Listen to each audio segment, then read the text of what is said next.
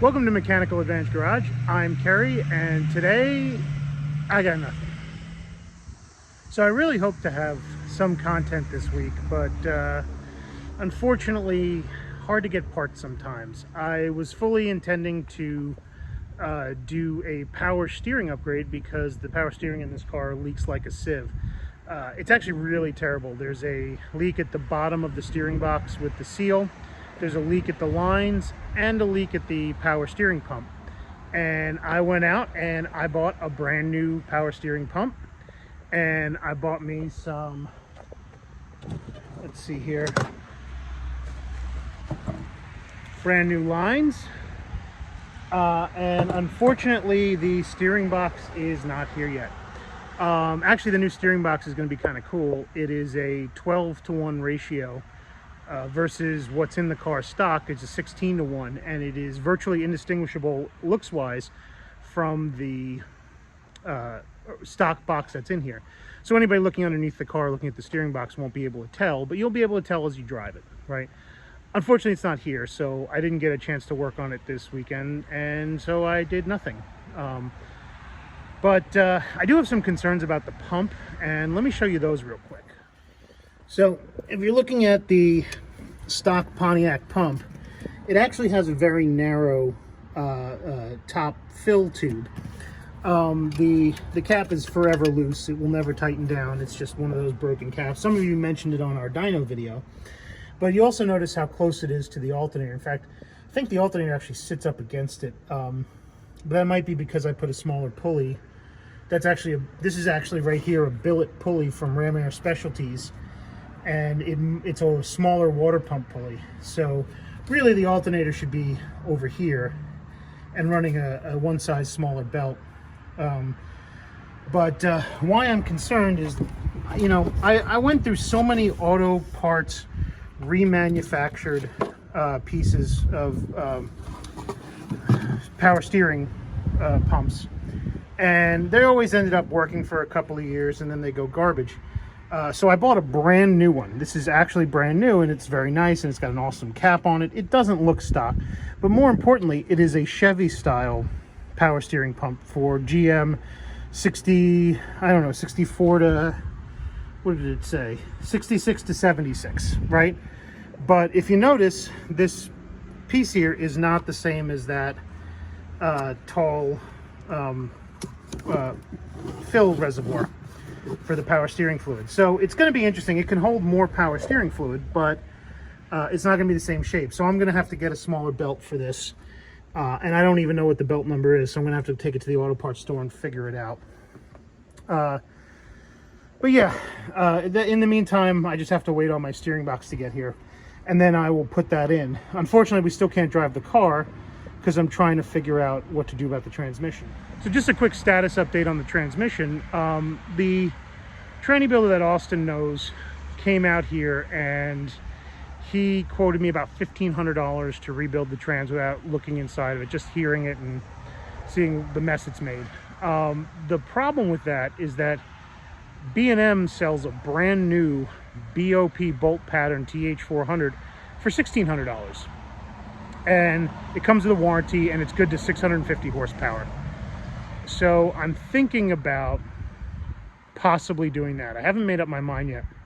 Even though this is a numbers matching engine car, the transmission that's in it was replaced under warranty in '68, and I have all the paperwork for it back at home, but it's not the original trans to the car. So I'm not really that concerned with the originality. The other thing I wanted to look at was maybe going to a 200 R4, which is also a BOP bolt pattern transmission. And that would be a 4-speed overdrive, which would really bring down the highway RPMs. But the problem is everybody wants $3 grand for a built 200 R4 that'll fit in this car. For those who don't know, the 200 R4 is the stock transmission for the Buick Grand National, the 80s V6 turbo wonder car that was awesome, and everyone associates with Darth Vader for some reason. Really beautiful cars, awesome, you know, fastest things that Buick made in that era. You know, beat Corvettes, yada yada, huge legendary. Yeah, it's still a glass transmission. You know, a light to medium duty overdrive transmission that just happened to have a BOP bolt pattern. And the reason that they're in Grand Nationals is Well, not the reason that there's an aftermarket for them is because they're in Grand Nationals, and people build those to make stupid horsepower, and you know, they want their stock street overdrive transmission to work so they can drive it to the track or drive it to cruise nights or do whatever. So, and the cool thing is they make a kit to convert my dual gate shifter to work with the 200R4. So it would move the neutral position up to reverse and put fourth in the neutral position, and then reverse and park would just stack on top of it. And it's a really cool kit, and I think it's only $50 to do it. But I don't know, I'm still considering my options. But there is one more thing I do want to share with you today, and it's kind of cool. So those of you who know me in real life know that I'm not just a GTO owner, but I'm also an avid collector of GTO memorabilia, especially 1967 GTO memorabilia. And I got something sent to me today that is just way cool, and it is this. This is Kyosho's new Phaser Mark II 1967 Pontiac GTO in palladium silver. And they actually make these in two colors. They make it in palladium silver and Tyrol blue. And man, is it a cool piece of kit, let me tell you. I'm kind of bummed they don't make it in burgundy, but they do sell clear bodies with all the decals and the chrome pieces.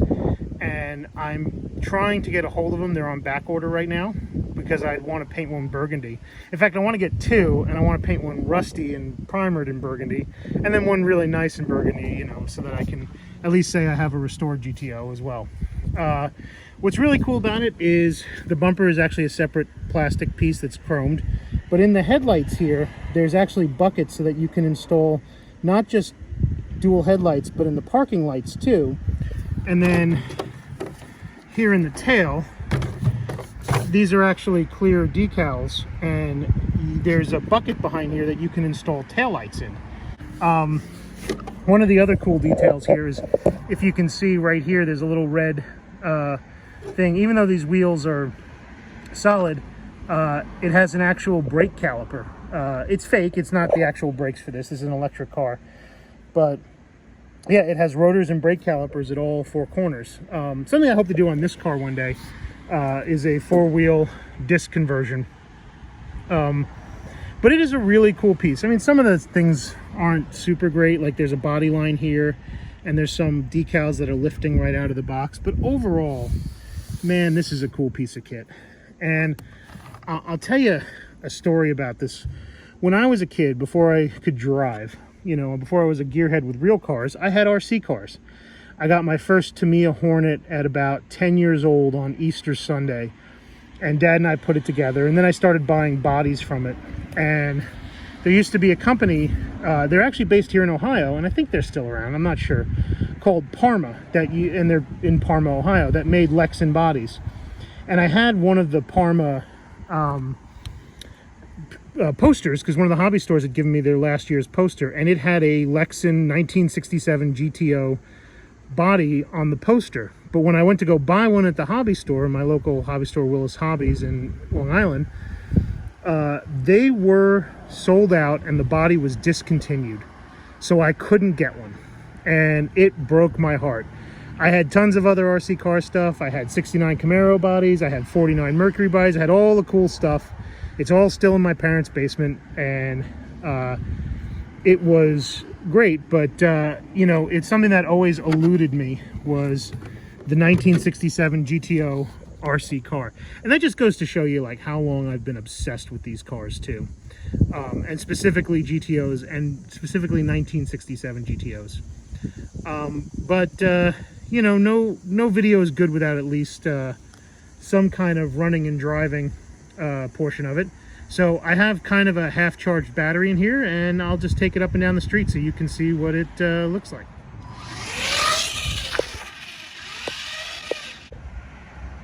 So unfortunately the battery wasn't as charged as I thought it was, but I don't know, it's still cool. I'm kind of like a kid on Christmas here. One thing I did want to talk about is like how cool this remote is, because you know, when I was a kid, it was the 80s and the 90s, and you had to buy the remote separately, and to get a really good one, it sometimes costs as much as the car, or more.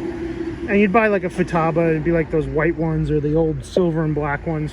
And you got some basic trim adjustments and things like that, sensitivity, but they weren't super fancy. This came with the kit, and it is kind of impressive because you have throttle trim, you have throttle sensitivity, you have dual rate steering, you have steering trim, you can adjust reverse, you can put the LEDs on, you can have flashers, you can run throttle normal or reverse, you can run the steering normal or reverse, and there's all sorts of like weird switches all over this thing that I don't even know what they do because I haven't read the manual yet. But overall, this is a really nice remote, and it comes with the car because the car is ready to run. And yes, it only works with this particular car, but who cares? Like, you're gonna buy one remote and 6 cars? No, you're just gonna play around with this thing, or at least I'm gonna just play around with this thing. I'm not gonna get back into RC hobbies because, you know, you'll spend $1,000 on one of these little cars, and hey, $1,000 is 3/4 of the way to a transmission for the real car, and I kind of want to drive the real car. So anyway, here's the real car, hood up, and yeah. Another quick piece of memorabilia is this tin sign that Austin gave to me. This was I think a swap meet or a garage sale find. It's from the 90s, actually from 1998. So it's actually from right around when I bought the car, and it looks cool, but man, is it cheesy. Like, you know, I love the flame background, I love the car. 2 words you lose, give me a break. What am I losing? The world's worst 14-second drag race? Seriously. I mean, I guess you have to remember the 90s when there was nothing really fast. Like, you know, most fast performance cars were 13 seconds. Maybe once in a while you got something exotic that was 12. But yeah, old muscle cars, they're 14-second cars stock. And that was just, you know, we lived with it. And if you modded them, you got into the 12s or 11s, and that was your street driving car. And you were a fast guy if you were in the 11s on the street. And 10s were strictly drag cars at that point. So 2 words I lose. Give me a break. Like, I love that Austin gave this to me. I love the sign. I hate this right here. I got to figure out a way to maybe take that off because, like, I mean, this is so bro culture BS kind of. Oh yeah, I got a GTO, so you automatically lose. Dude, look at this thing. It's rusty as hell, but you know, it's this competitiveness stuff that I just can't. I can't. The cars are supposed to be fun. They're supposed to be about community. They're supposed to be about people and the people you meet. And, you know, I don't want to be around big dicking everybody because I got a rusty, you know, beat GTO that, you know, give you tetanus if you look at it wrong. But anyway, this is cool. It's going on my wall. I'll have to figure something out. But you know what? Maybe I'll get a Speed Shop decal and put it right over there. I don't know. That'd be fun. But yeah, anyway.